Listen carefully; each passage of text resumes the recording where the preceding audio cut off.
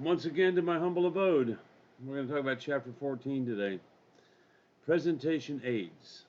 You know, those things that you use to hold up or pass around or have shown on the projector or the computer screen to help you get your message across. Now, they could be anything. It could be a model. It could be a photograph or a drawing. I oftentimes pass around a little rubber band ball when I'm talking about um, culture, or I hand it out, or I don't know to do it during the presentation, but I'll get to that in a minute. It can be a picture or a drawing.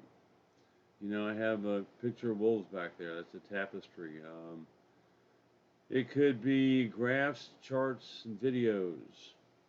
You think about graphs, you don't want them too cluttered.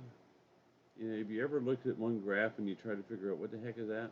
Or a pie chart that has 75 different parts and the writing's so small you can't see it. Video, if you have a video that supports your point, you can have about a 30-second to 1 minute video in your presentation.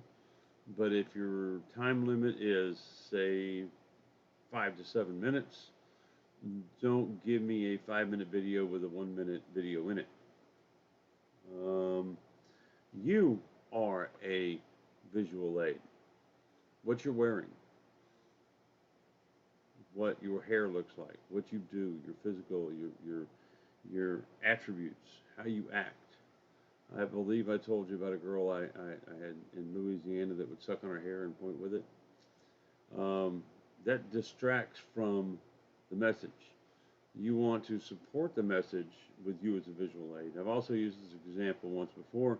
If I'm in Oxbow Meadows in a suit, I'd kind of look out of place. But if I'm in Oxbow Meadows in boots and jeans and a CSU polo shirt, it's more fitting. So you are also part of your presentational aids. Technology is a great thing. Without it, we couldn't have these classes that we're having right now. Technology can be daunting and technology can be unreliable. So if you are going to use some form of technology, there's pros and cons to it. I went to a conference in Mexico, no, in Peru, Lima, Peru, and I brought my presentation, PowerPoint presentation, on a CD, on a flash drive. I emailed it to myself, and I printed 20 hard copies because I didn't know what I was going to walk into.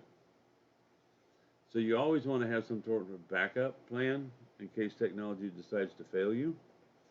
You don't want to wait till the last minute, something that some of you are going to find out when your first speeches are due.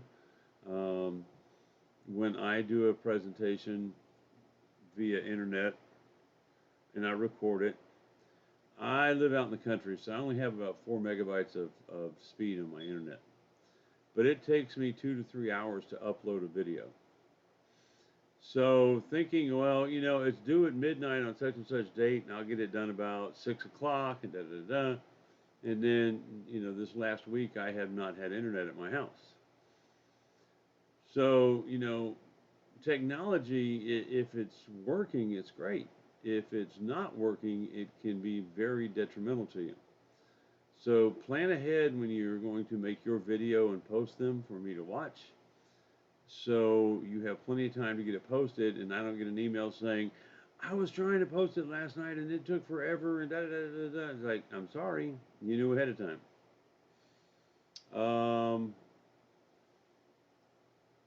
Work on it early. Don't wait till the last minute. Keep it simple.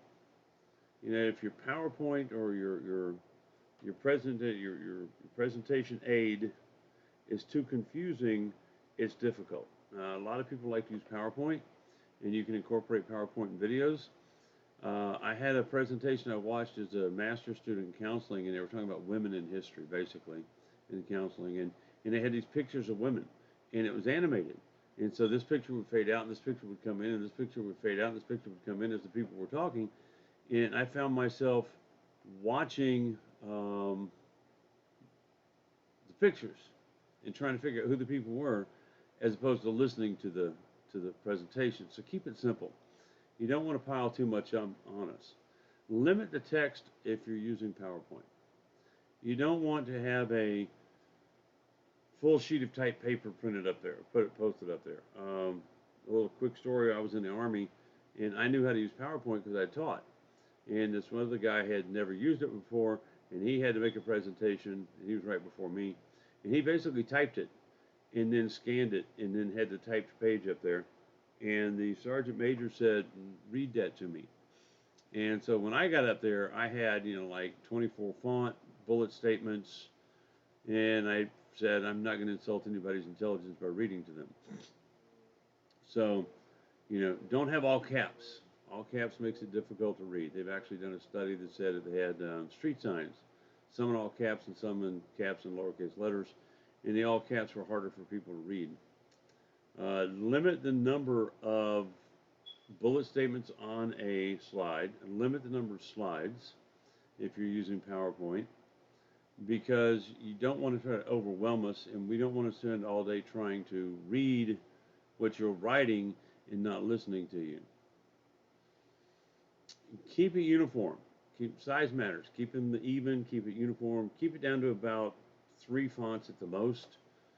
Some people get all these different kinds of fonts and sizes, and the more changes you have, the more confusing it is. Keep them standardized.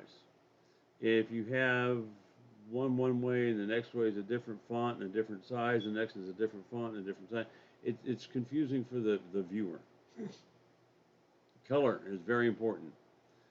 Contrast is very important, especially for somebody like me with a visual impairment. If you have a light blue background and a white letter, it may be difficult to see. I cannot see yellow on white. A lot of times somebody will hand me something that's highlighted and say, you need to sign where it's highlighted. It's like, okay, what color did you highlight it in? And they'll say yellow, and I can't see it. If it's yellow on white, I can't see it.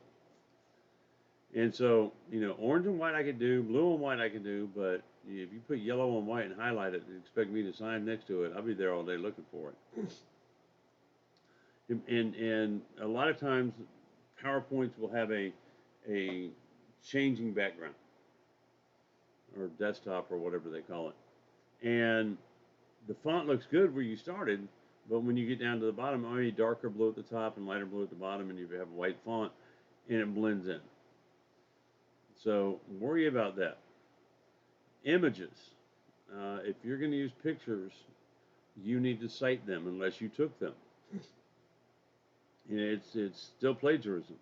If it's not your, well, I got it off the internet. Well, somebody took it. So you need to cite where you got it from if you didn't take the pictures. Line of sight. If you're using a picture as your presentational aid, if I'm using my phone as a presentational aid, I'm talking about my phone. You can see the top of my phone every now and then, but you can't see my phone. So line of sight means your audience needs to be able to see it. Everybody in the audience needs to be able to see it. So it's not so bad here because you can focus the camera on it, whoever's looking at the screen can see it.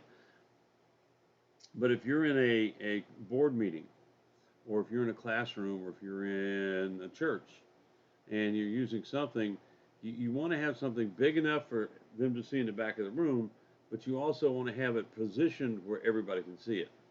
And if you set it on the desk in front of you, the front row can probably see it, but that's about it.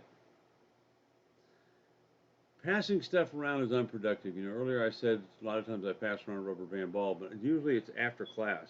And this is why. If you're passing something around, you've lost at least 3 people. The person that just looked at it is trying to catch up to where you're at now. The person looking at it is not paying attention to you now. And the person waiting on it is watching the person that's looking at it, waiting for them to give it to you, not paying attention to what you're talking about right now. So passing stuff around during a presentation is generally unproductive. Sometimes it can't be avoided. But if you have to give them something either on their way in the room or out the door if you can.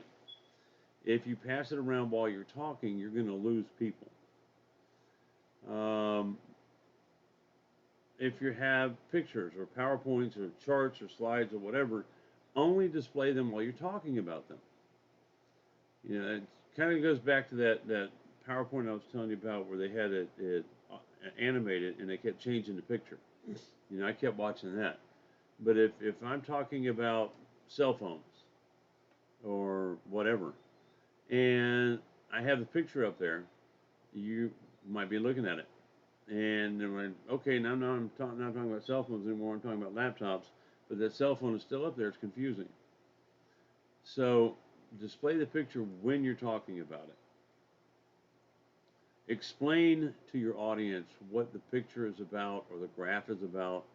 A lot of times it's hard, especially from back in the room, to understand what it is, or if you present it during a class presentation via the internet,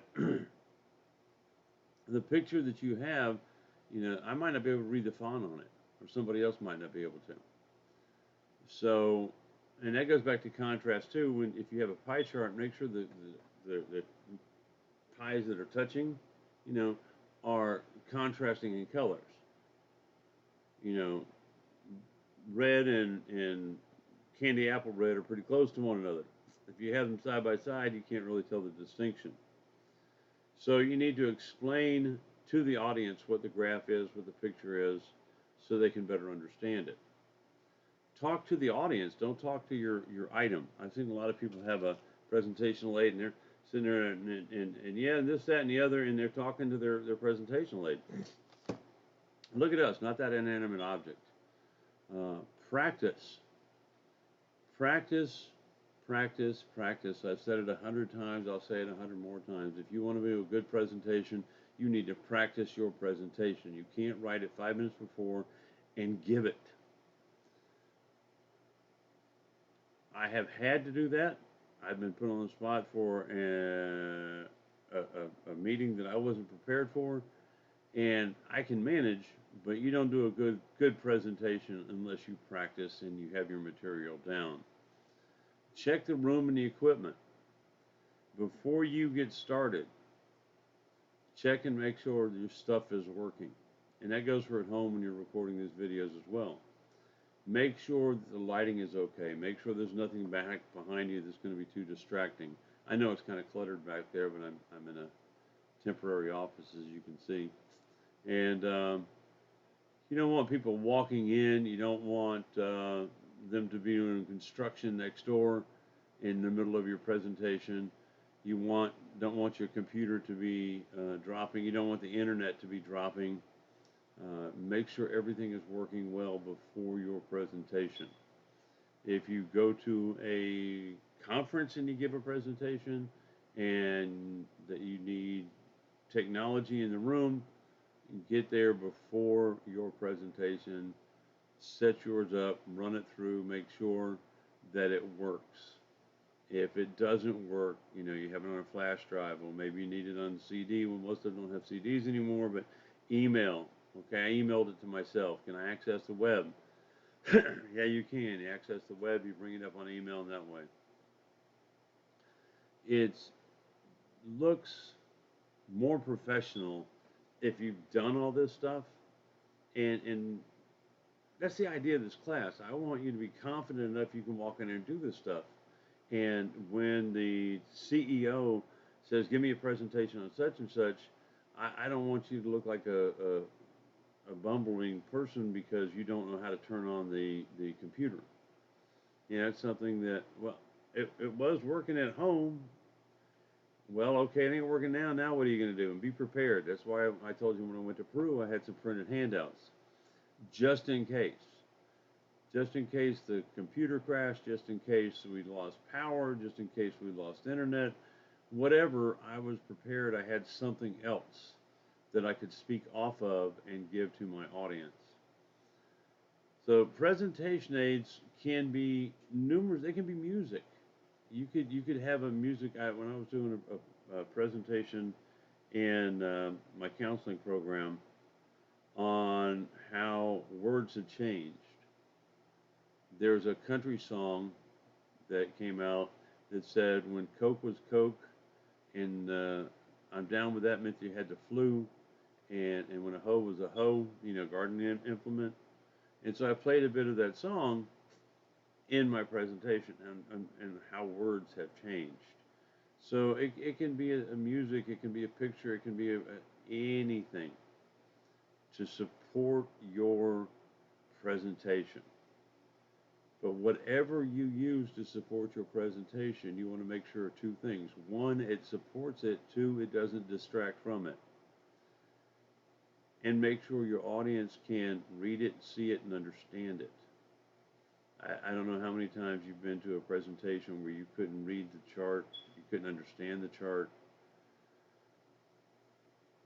Take your time. Make it a presentation you would like to go to. That's it for chapter 14. Um, Everything will be posted. Make sure that you do the weekly discussions, because that's how I tell when you're you're participating in class. I want you to reply to something I say, and I want you to reply to your peers. That way, I know you're getting the message across. I hope these are helpful. If there's something I can do to change it, to make it better, I've asked that you tell me. Nobody's told me anything yet, so right now I'm continuing as is. But what I want to do is provide you with something that is going to allow you to grow in this class. And without feedback, it's kind of difficult. And only thing I see is myself, and I'm not giving myself much feedback. Y'all take care. I'm available. Email.